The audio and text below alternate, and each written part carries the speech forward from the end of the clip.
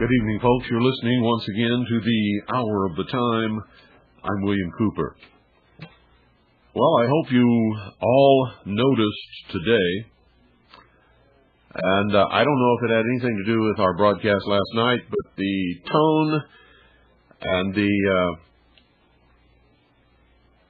feeling of the reporting switched from stone cold on the 11th and 12th to very empathetic, very sympathetic, and very human today. I woke up this morning, turned on the television, and I was so pleased to see that finally, these people were showing that they have a soul, that they care about other people, or at least they're pretending to care about other people, and it's coming across very well. From early this morning until just a few minutes ago when I was getting a sense of what was going on with Larry King live, the reporting has been from the heart, and that's the way it should have been from the beginning, from the very beginning. So, I've told you many times in the past that you would be absolutely amazed at who listens to this broadcast. And a lot of people, a lot of very important people, a lot of politicians, a lot of people in Washington, D.C., a lot of people in the State House in the state of Arizona, a lot of people in the military. You'd be amazed at how many military personnel listen to this broadcast. People in the media, because they're scared to death of us. they, for some reason, they believe that we're dangerous. And we're not. We're not dangerous at all. Well, under certain circumstances, I guess we could be, but we're not. We're not a threat to the nation. We believe in government. The right government. Constitutional Republican government. We believe in the law. But they don't see it that way. They're Marxists, communists, and they're scared to death of us. Because their agenda is totally different. They don't believe in constitutional Republican government. Their agenda is completely opposite to what ours is. And that's really the reason why they're so afraid of it. And that's why they listen to me. Because I speak the truth on this broadcast, and I've got my fingers on the pulse of everybody in this country who thinks and feels like I do. And so they make it a point to know what it is that we're thinking and feeling. And so I think last night's broadcast had a tremendous effect upon the way the news is being reported. And I think that they took that to heart because it's completely changed. And it didn't change gradually. It was like all of a sudden this morning everything was different. I don't know if the rest of you noticed that or not, but I certainly did, and I'm so glad. I am so happy that that has occurred, because today I got just a little glimpse of the country that I thought was gone so long ago. Doesn't mean that it's come back. But at least that aspect of it, for today at least, was here with us for everyone in the whole world to see.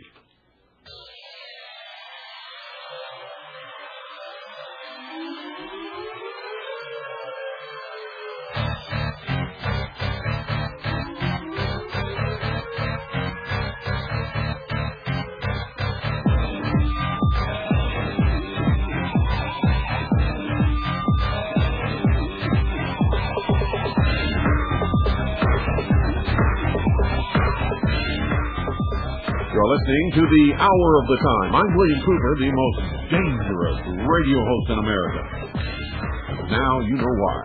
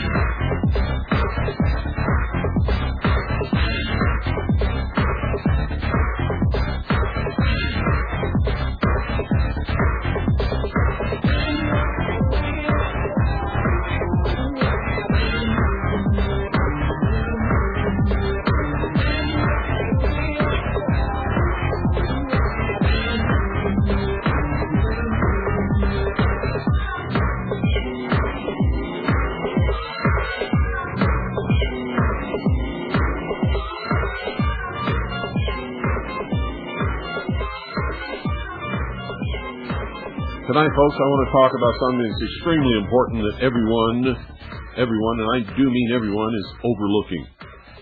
I don't know why they're overlooking these facts, but they'd better stop it. And they better change their rhetoric real quick because it doesn't wash. On all the news broadcasts, whenever they're referring to these attacks upon the Pentagon and the World Trade Center buildings, towers, if you will, they refer to them as senseless acts conducted by cowards. And that just simply is not true. Number one, they are not senseless acts. They serve an agenda. They have a goal that is very clear and concise. And these attacks were carried out by people who were willing to die for what they believe, and they were in no manner, make no mistake about it, these people were not cowards. And the ones that are still alive that may carry out future attacks are not cowards either, and that kind of rhetoric will instill in us an attitude toward them that will ensure that they'll be able to carry out whatever it is that they want to do. There is nothing more dangerous in this world, and I've told you this before, than a man or woman who is not afraid to die for what they believe in. You see, because I'm that way. When I fought in Vietnam, I was fighting people who ran around in the jungle with sandals actually made out of tire tread, with a little bag of rice tied around their belt whenever they had a little bag of rice. They wore black silk, what looked like pajamas, but in a humid jungle is a very, very efficient uniform. And they were willing to die for what they believed. Not so with all of us. We were there to fight communism, believing that we were fighting for freedom and the Constitution, but we were trying to stay alive. And that's what made the Viet Cong and the North Vietnamese Army so dangerous and so hard to defeat. We never defeated them. And for all of you who say, well, if we'd have just dropped a hydrogen bomb on Hanoi, it would have been all over. You're wrong. It would not have been all over. It would have steeled their resolve. It would have caused millions more of them to leave their homes and their factories and their farms and stream into the South to fight us all that much harder, because they believed in their cause. They were not afraid to die. And I'm not making this up. I was there. I know these were brave people who believed in their cause. Whether we did or not, they did. And these people in the Middle East, ladies and gentlemen, whether we agree with their religion, whether we agree with their agenda or their cause, we had better start listening to them, and we had better understand that they are dedicated to their religion and to their cause. They are brave men and women. They've proven that over and over and over again, and they are willing to die for what they believe, and you cannot defeat such a people.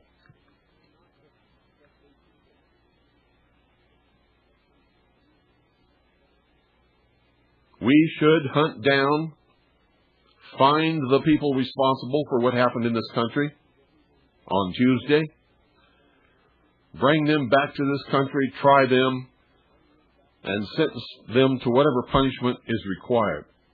But I'm going to tell you right now, if we send military forces to attack these people en masse and kill their women and their children and bomb their schools and their cities and their homes, it will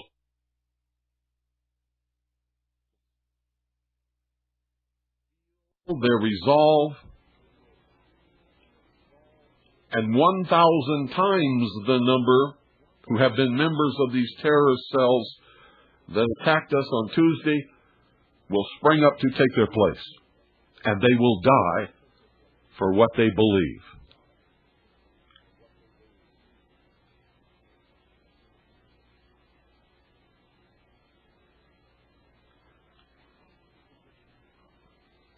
No one is addressing this fact.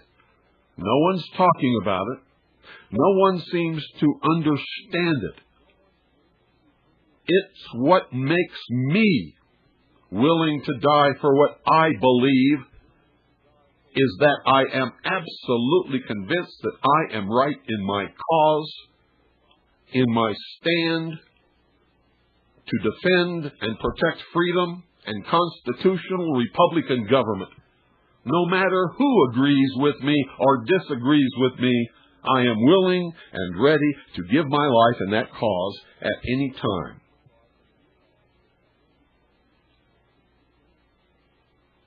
So I understand these people.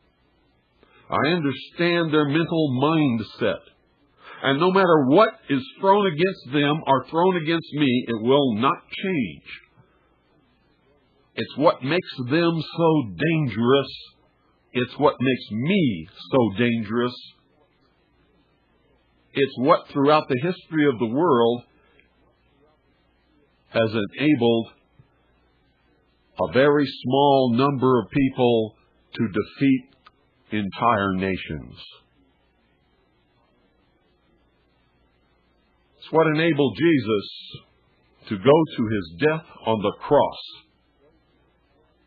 He believed in his cause, and he was willing to die for what he believed.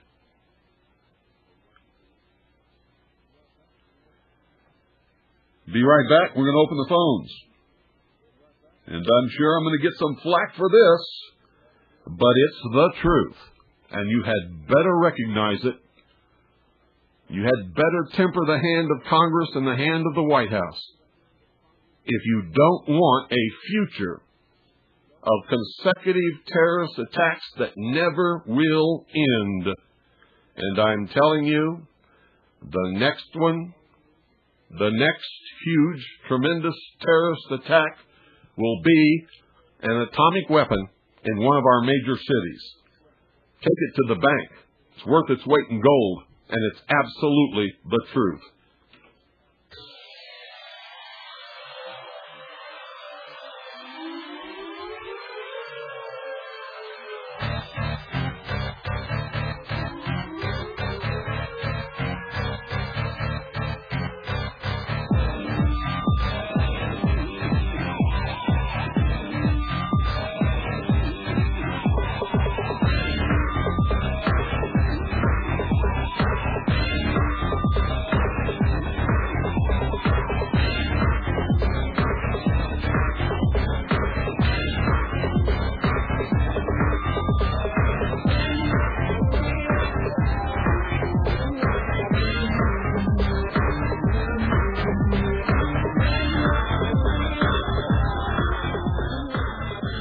Good evening. You're on the air.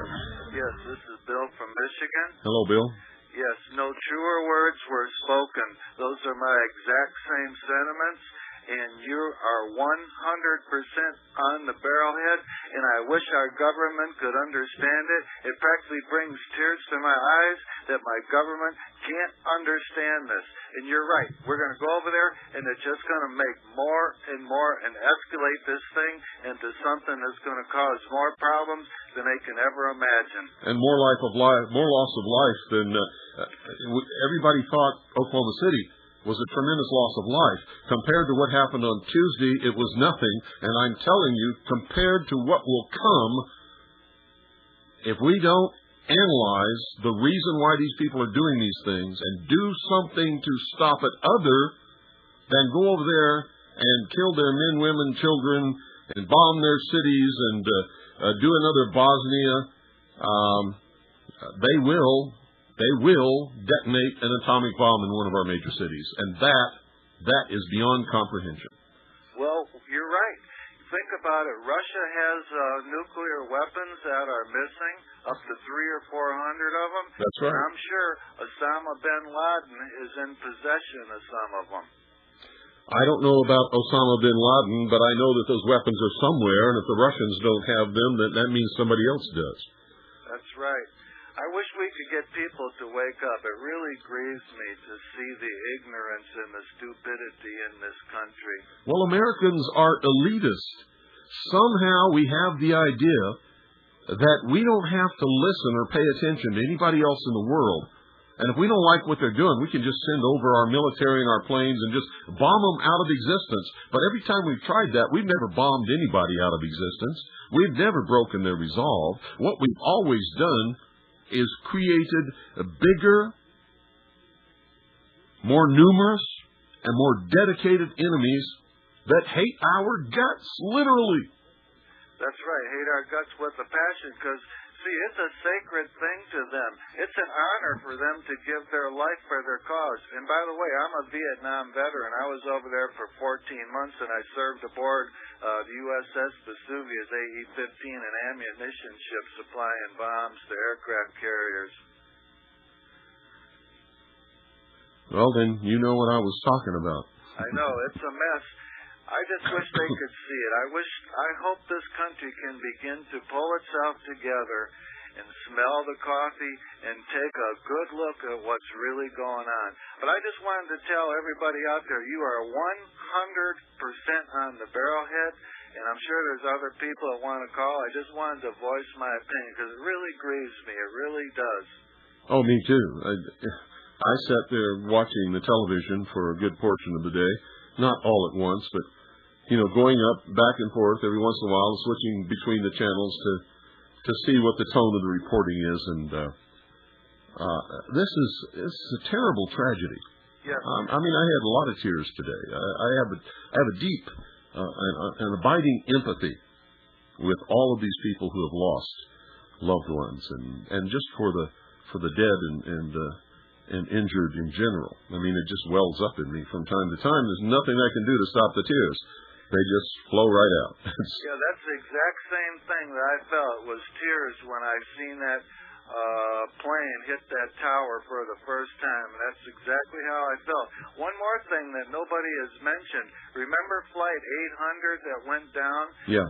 It could have been a missile, but also, too, if there was an Arabic pilot, an Egyptian pilot, on another flight that started chanting a bunch of Arabic and just crashed that plane into the ocean and killed a bunch of people, too, not too long ago.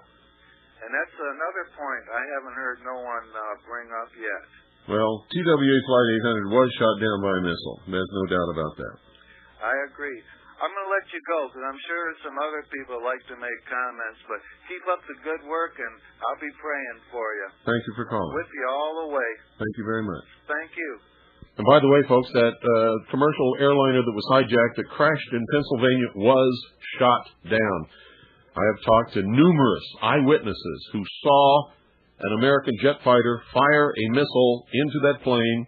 The plane exploded in midair. There's wreckage literally scattered over miles. It didn't just, go down and crash into the earth. Good evening. You're on the air. Yes, howdy, Bill. It's my take, this, and I've discussed this with friends overseas. The problem that our country is missing is the why, which you've touched on. And the why is, if we look at all the countries we went after Iraq. Iraq never did anything to us. In fact, Saddam Hussein was trained by the CIA. He was their asset. That's right. We put him in power. We trained him. We gave him all of his weapons and chemicals and everything else to build his army and train them. It was all done by the Central Intelligence Agency. Central Intelligence Agency created and trained Osama bin Laden and trained him how to recruit and train his people and equipped him. And when Saddam Hussein actually asked our permission through April Glaspie, who was our ambassador to Iraq, if the United States would look favorably or look the other way if he attacked Kuwait. That's very true. And in fact, remember, we gave him permission, and then when he did it, we used that as the excuse to go in there and attack Iraq. And do you remember when the ambassador came back? It took her a month of tutoring before she appeared before Congress. Oh yeah, yes, she wouldn't talk to anybody. But when she did, she told the truth, and it's on the record. But in essence, what we've done is that we're the big bully, and the little guy, the juvenile delinquent, is Israel, and Israel's raising all kinds of cane over there under our umbrella. We supply it, and I can understand why they hate us. In essence, all of our operations, and I call them military adventures, lately are against the Arabs, with the one exception we went into Kosovo and bombed Yugoslavia. And that was a bully action too. But see, that's the problem.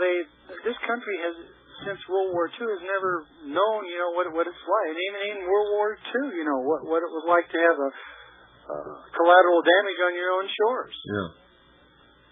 It's terrible, but I fully understand why the Arabs, and the Israelis have done terrible things to the Palestinians.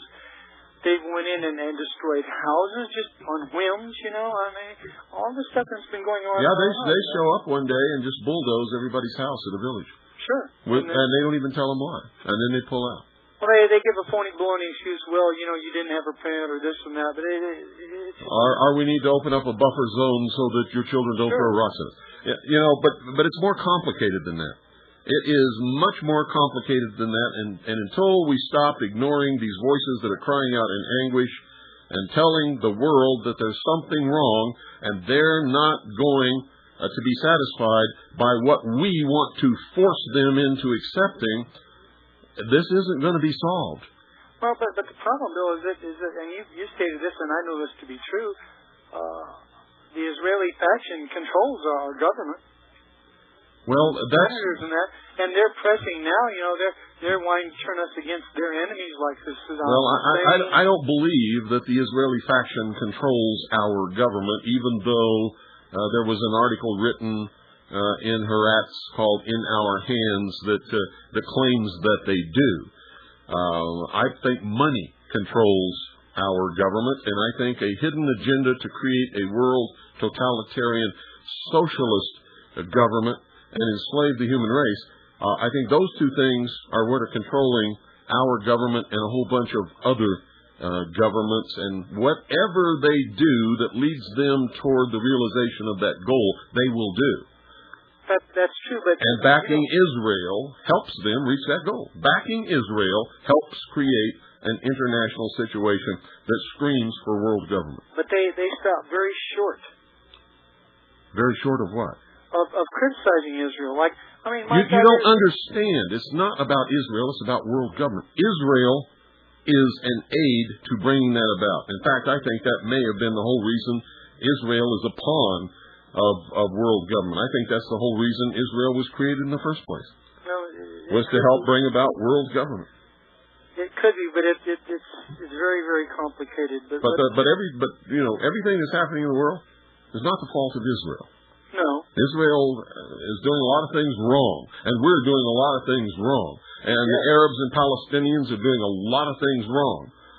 But going in and bombing or blaming either side is not going to solve the problem. You have to go in and find a solution that makes all of those people happy.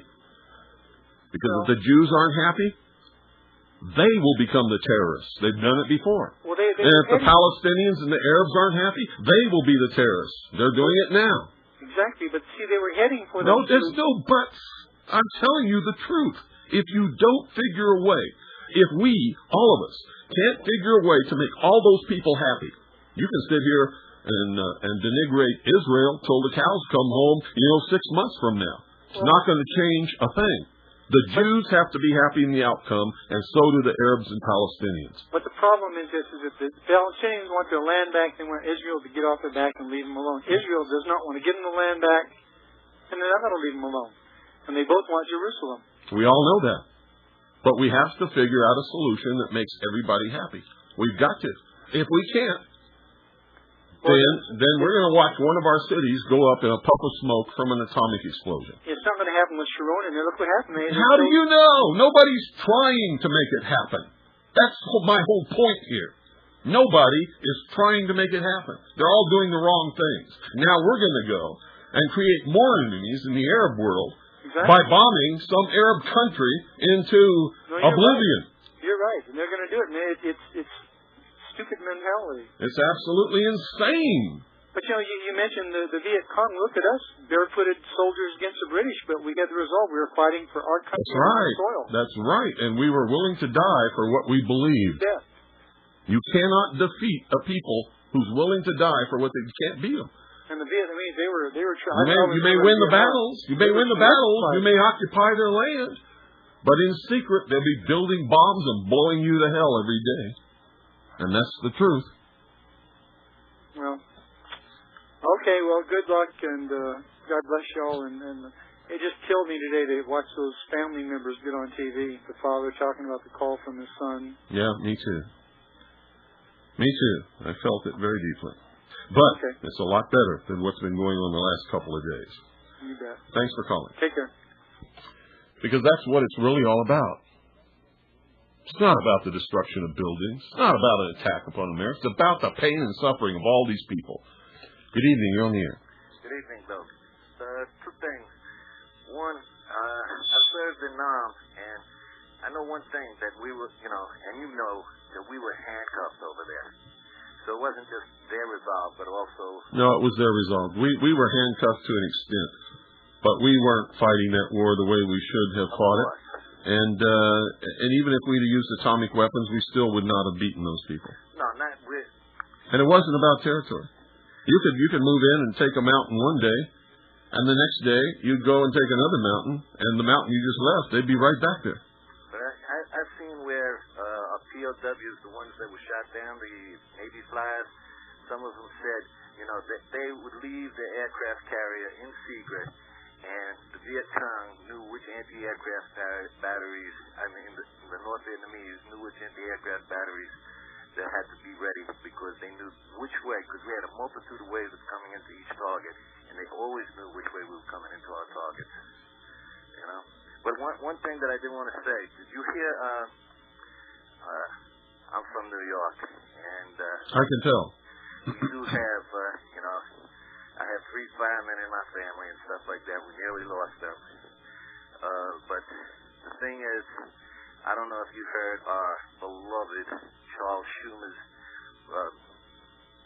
announcement to the world.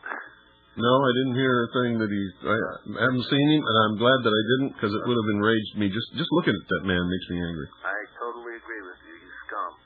I just would like to read you just one line out of what he said. Go ahead. As an American, make no mistake about it. Today we woke up in a new America, a new world. It's a new era. Yeah, and we all... Do tell it, rub it in our face. We know what he means, huh? Oh, of course we do. Okay. Okay, have a good night, and God bless you. Thanks for calling.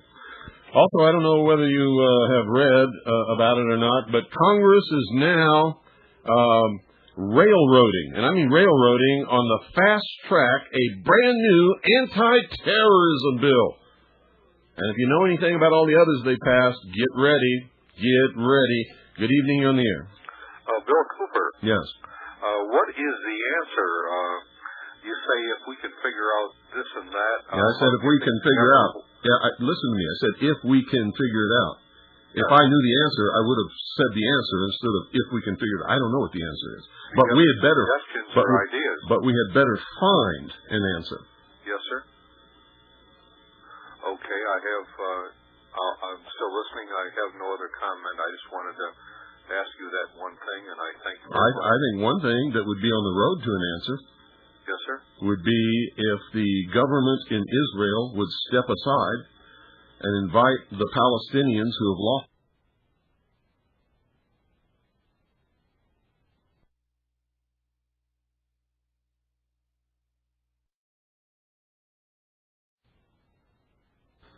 And then agree to form a coalition government that they could all live under. That would be a good first step in the right direction.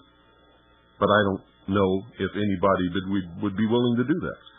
Bill, do you really think that they would be satisfied with more? It doesn't matter more.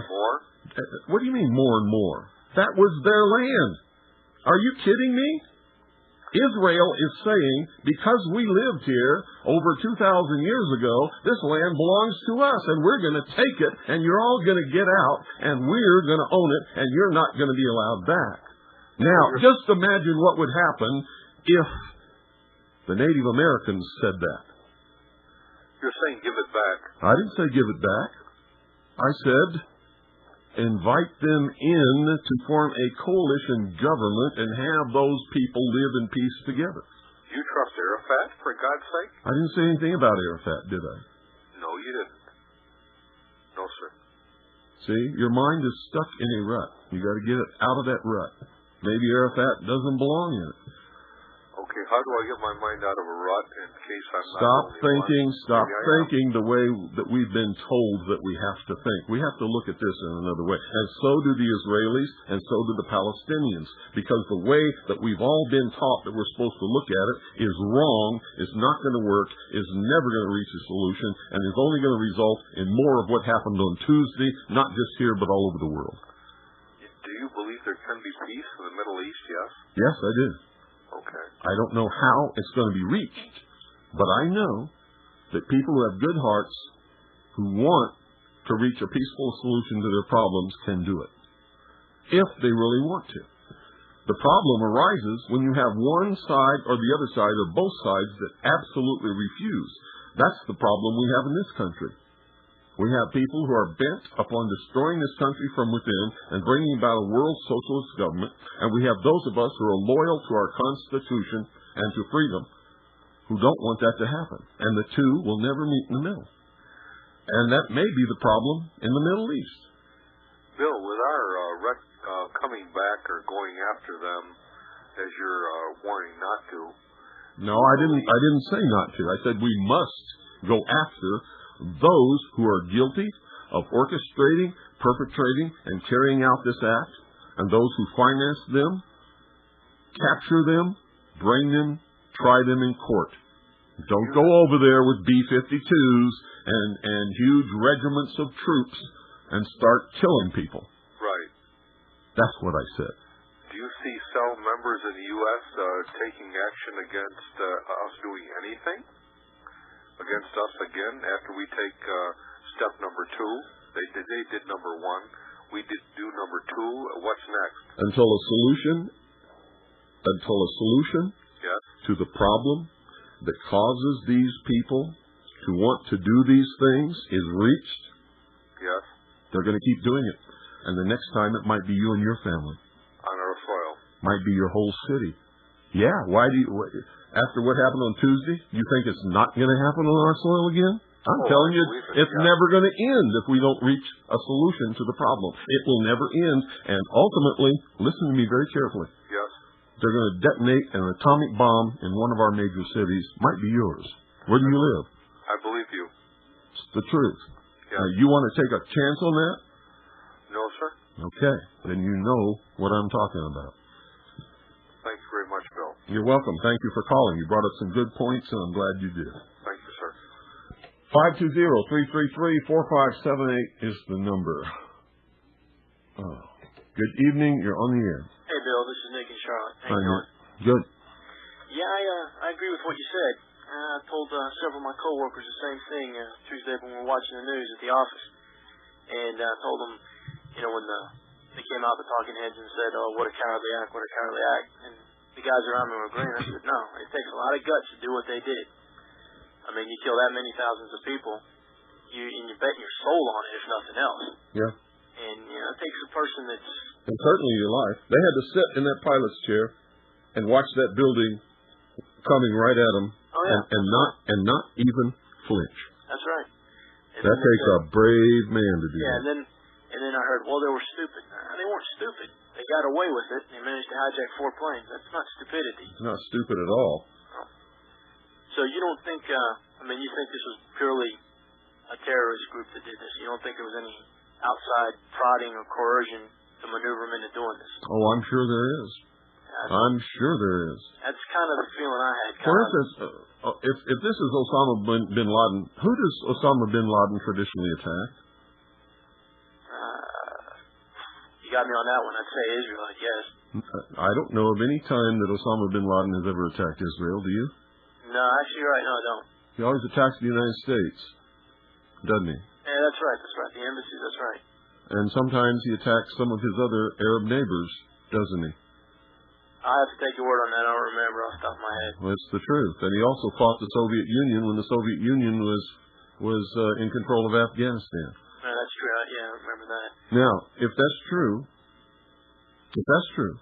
right, everybody ought to think about that for a little bit. Yeah, you're right about that too. Who benefits from all this? Definitely not us. No, not us. Him and his cause. Certainly not Osama bin Laden. Certainly not the Arab world. Certainly not Muslims. That's right. Think about it. You know, that's a real neat way of looking at things. And then read The Art of War by Sun Tzu. Yeah, that's right. Let me ask you this. If you can mount an attack against yourself and make everybody think that it came from who you want to be perceived as your enemy, what have you done? Oh, it's deception. Deception is the art of war. Yeah. Okay. But I'm not necessarily talking about the United States government. I'm talking about anybody who benefits. Right. Where does Osama bin Laden get all this money? Yeah, let's see. He got his training from the CIA. Yeah. From what I've read. Yeah. He got his money from, I heard they've been saying he inherited most of it from his father, which is oil. Well, he is pretty rich, and he got a lot of it from his father. And his father was in business with George Bush Sr. and George Bush, who's in the White House right now. I didn't know that. Yep. Let me ask you this: when they trained him to lead resistance, to lead some of the resistance against the Soviets, when the CIA trained him, did they train him with the thought that they might be able to use him like this in the future, or maneuver him into doing this in the future? Of course. The CIA always does that. And once you belong to the CIA, you always belong to the CIA unless they want to cut you loose, and that very seldom ever happens. So does he know he's being used like this, or is he just playing along with the script? I have no idea. I was in the Office of Naval Intelligence, and I will tell you this. There are witting agents and unwitting agents. Right. And there are double agents. Okay? Right. So you have agents that operate on your side. You have double agents that you know are double agents that you could exploit. Mm-hmm. Witting agents are agents that work for you. Double agents work for both sides, but you know they're double agents, so you can exploit that fact. And then you have unwitting agents, which are people that you can either bribe, or influence because of their political views, or take advantage of their patriotism, like Timothy McVeigh, for instance. Right. Or manipulate them with sex. Mm-hmm. There's lots of ways to manipulate people into doing things without their knowledge that they're even doing them because you want them to do them. You think we'll have any more attacks like this in the next couple of weeks? I don't know if we'll have in the next couple of weeks, but I'll tell you what, they stopped 2 today. Yeah, I know. I heard that on CNN. They stopped 2 today, which means, according to their own figures, there are still 8 more in place in this country, ready and willing to do it. Yeah, and that's just of this group. Terrorist organizations and people who target a nation never just send one group. They send a whole bunch of groups, none of which know anything about the others, so that if one fails, the rest still have a chance. That's right. And one last comment, where you said that just a massive attack against these people, against Afghanistan, which is probably what it's shaping up to look like, would only steal their resolve. People ought to think about it like this: how much is this bombing and is this attack made us mad? How much has it made us determined to get even? Yeah. And then just translate that back to them. Yeah, and you got your answer. And how many people are they going to kill that had absolutely no knowledge of it and absolutely nothing to do with it? Exactly. I'm all for revenge, and I'm all for justice. I should say justice, not really revenge, but it's got to be done against the people that committed this, and it's got to be done properly. Forget revenge. Vengeance is mine, saith the Lord. It is not ours. It is not our place to seek revenge. It is our place to seek justice. That's right. Thanks a lot, Bill. Unless, of course, you want to risk your own immortal soul. Thank you for calling. I'll pass on that. Me too. Thank you for calling. Bye. 520-333-4578 is the number. Good evening. You're on the air. Hey, Bill, I was just to speculate, I was just wondering if we're not actually witnessing a war going on between the CIA organization and, say, like the organization of the Naval Intelligence Group. No. No? No. No, Are they that intermingled? Let me tell you something. Apparently you've been reading a lot of the disinformation out there, especially in the ufology community, that keeps talking about a war between the CIA and the office. Bullshit. Just forget it. Yeah, well, it doesn't come from that. Well, wherever it comes from, it's not true. Well, I was just wondering. It's not true. And intelligence organizations gather information. Right. Okay, that's their primary job. They don't wage war. Their secondary job is what's called counterintelligence, which is to deceive the enemy into believing false information is true. So forget all this stuff you've been hearing about the intelligence community. They gather information and they deceive the enemy, period. That's all they do. They don't war with each other or with anybody else. So there are eyewitnesses that actually saw that plane shot down. Yes. Yes.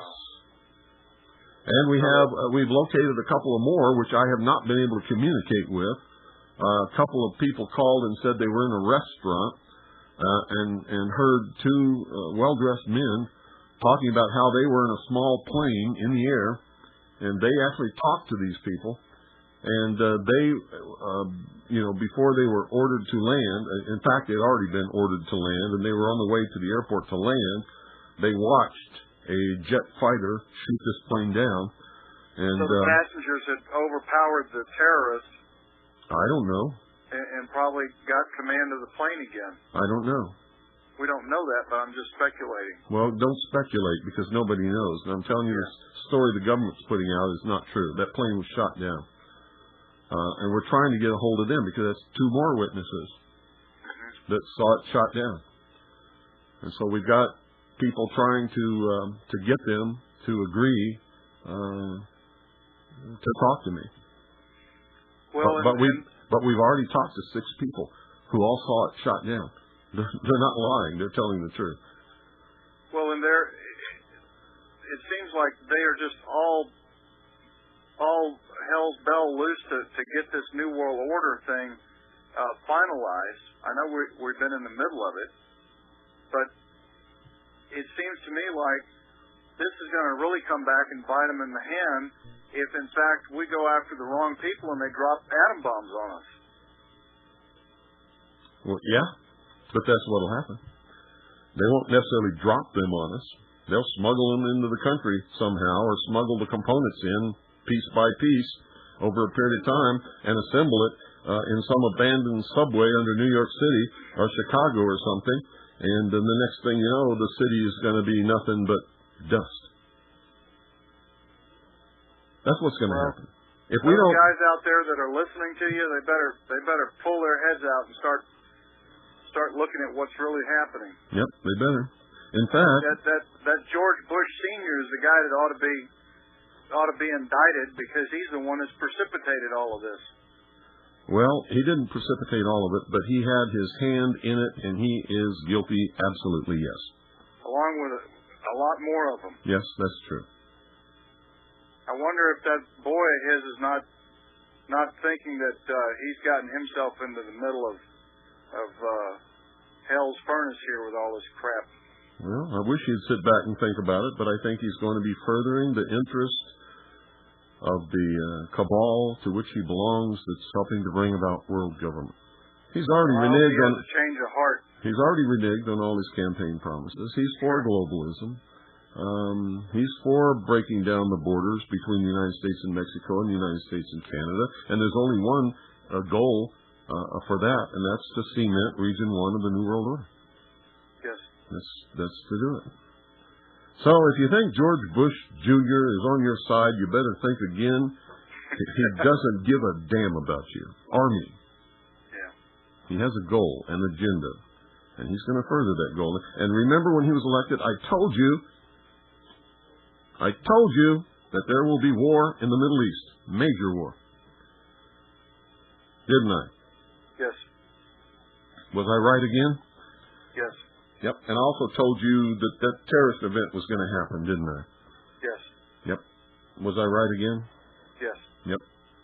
And I'm telling you right now, if we don't get a handle on this and stop all this crap, an atomic weapon will be detonated in one of our major cities, and I will be right again.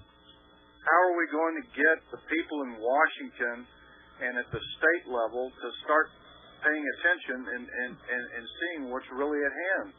I don't know. I've been trying for years just to get anybody to listen. I mean, the corruption here at the county level where I live is terrible. Yep. And it goes all the way up to the state of Austin. Yep. And all the way to Washington, D.C. Yeah, that's true. Don't be surprised at what's happening in Washington if you understand what's happening in your city. I see the corruption going on here where I live in the county level, and then how it rides the ladder up all the way to Austin. Good government requires good people. You know what? We don't have a lot of good people anymore. We have a lot of low-class, no-class degenerates. Scum-sucking Marxist communist traitors, greedy jerks. That's right. See you around, Bill. Thanks for calling. 520-333-4578 is the number. I sure was so happy to see the change in the tone of reporting today. It reached down to people, and that's where it should have been to start with. Good evening. You're on the air. Yes, Bill, do you see possibly a biological warfare coming up with using biological? It's a possibility. It's a possibility, but I'm not going to fuel all this crap that's floating around out there about contrails, and I've already seen it on the internet. You heard somebody call in the other night trying to start it on here about those planes were carrying biological and chemical warfare, and pretty soon people in New York City are going to start dropping dead. And I don't even want to get near that kind of crap because those people are really sick. Oh, I see. Yeah, I did. So I'm not going to fuel their fires. Right. I did notice that they were showing more compassion today after your show last night. A lot more compassion. Yeah, and it was wonderful to see that. I was so thankful to see that. Yeah, I was just wondering if they were holding it in for like 3 days and it finally come out, or from your show they finally released it. You know, they started to show that they were the human side of them. I can't tell you exactly why it happened, but I do know that a lot of the people who are in powerful positions that could make that happen do listen to this broadcast on a regular basis. Right, it sure seemed like it. Well, great show, and keep up the good work. Thank you for calling. Sure thing. 520-333-4578 is the number. By the way, folks, we need your donations. We need them badly. We need your donations badly. And by the way, while I'm at it, I want to thank Ed from Connecticut. Tuesday morning, Alan Wiener called me at my home early and wanted me to go on the air right away and do the news all day, or as long as it took, to make sure that everybody knew the truth and wasn't hysterical and got calmed down and all that kind of stuff. And so I did it, and Alan was paying for all of it except for my normal hour between 7 and 8. But Ed from Connecticut, one of our listeners, called WBCQ and has absolutely insisted, even though Alan said, no, you don't have to do that, it's all taken care of. He insisted. He knows how expensive it is to run a broadcast station, and he insisted on paying for all of that airtime. So thank you, Ed from Connecticut.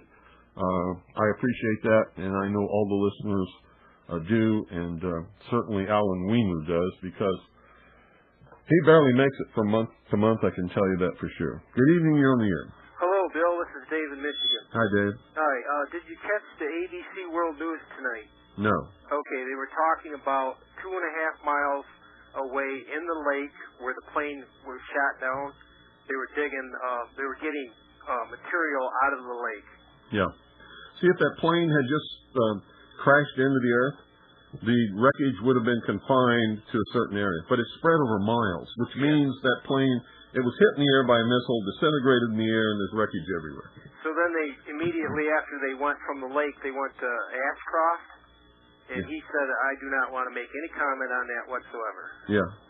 No, they don't want to admit it. They're not going to admit that they shot an airplane full of live American citizens out of the air, even though that's exactly what they should have done. I wholeheartedly thank them for doing it, because it might have crashed into the White House or into the Capitol building or some other,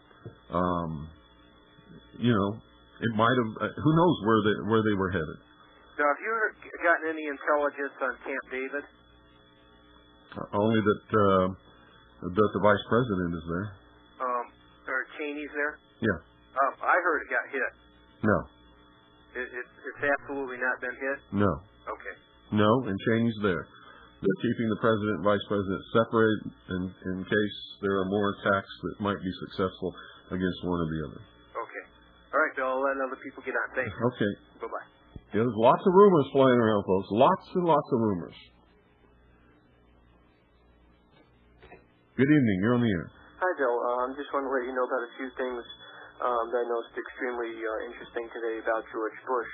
For starters, when he gives the American people the reason why we were attacked, he'll say that our American freedom is under attack because they don't like our value system and our way of government, and that we have freedom here. He's trying that's why they're attacking us. He's trying to appease us fanatics. Right. And he's trying to make us think that he is our friend. Meanwhile, they are instituting security measures, introducing an anti-terrorist bill, and taking steps to strip us of our freedoms. Right.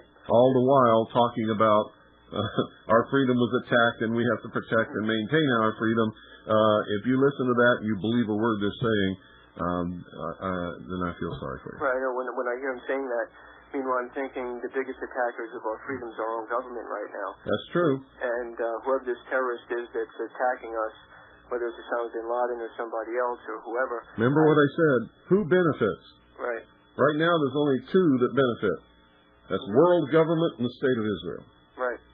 And the thing is, he'll never mention that maybe our foreign policy is a little bit skewed, and maybe we should, have a second thought as to that we have our fingers in every corner of the globe meddling in people's affairs, and maybe, we need to reassess our foreign policy. Maybe we ought to leave other people alone to solve their own problems, and maybe they wouldn't hate us so much. Huh? Exactly. So it's just, he tries to guilt the American people into thinking that it's they don't like our government.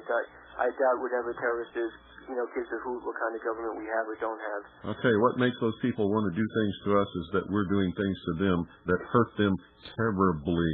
Mm-hmm. Exactly. It has nothing to do with them hating our government. Right. Nothing whatsoever. They don't know anything about our government to begin with. Right. Half the people in this country seem now waving the American flag. It kind of annoys me a little bit because they don't even know what it stands for. They've probably never read the Constitution. And no, they don't. And they're waving this flag and they have no idea that what it stands for, and that, this whole thing, protect our freedom. It's like, we're going to have to sacrifice our freedom now for their security. And Congress passed a resolution for everybody to fly their flag. Mm-hmm. Oh, boy. As if Congress didn't have something better to do. And they also passed the resolution condemning the Terrorist Act. Yeah. Like they're going to approve of it? As if they approved of it, and as if anybody was in doubt that they didn't approve of it. Right.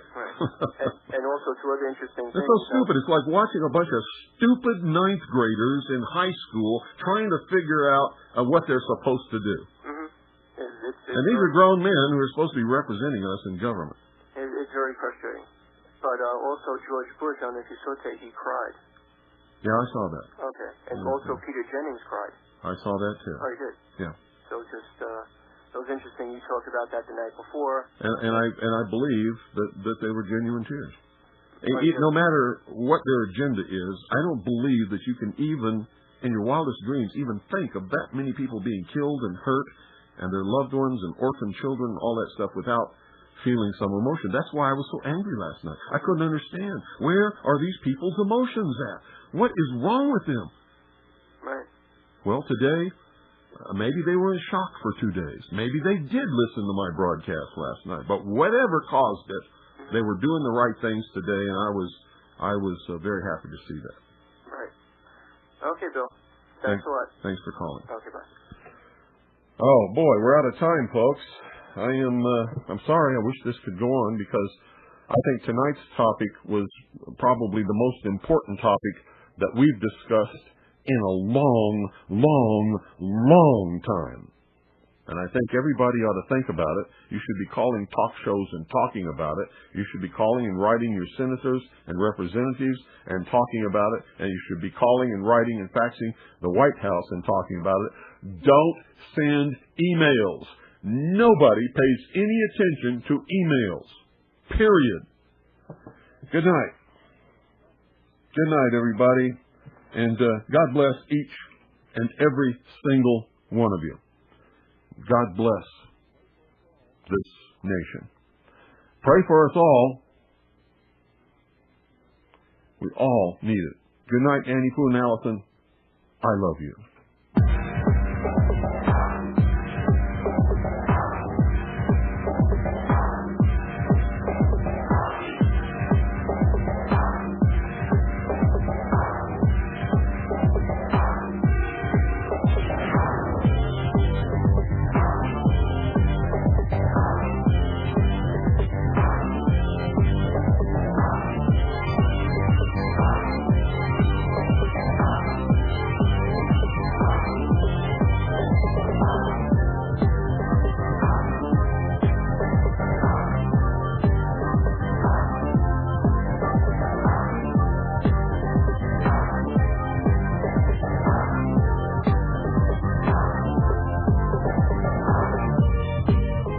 By the way, folks, if you're listening and you're in the Atlanta, Georgia area and you know Robin Quayle, please contact her and ask her to call me. She called the other night and was going to call back and never did. My phone has been ringing off the wall, so she probably couldn't get through. So if you're in Atlanta, Georgia and you know Robin Quayle, please tell her to call me. I really would like to talk to her. Thank you very much. Don't miss the hour of the time, Monday night. I'm going to make the connection between the Bush family and Osama bin Laden.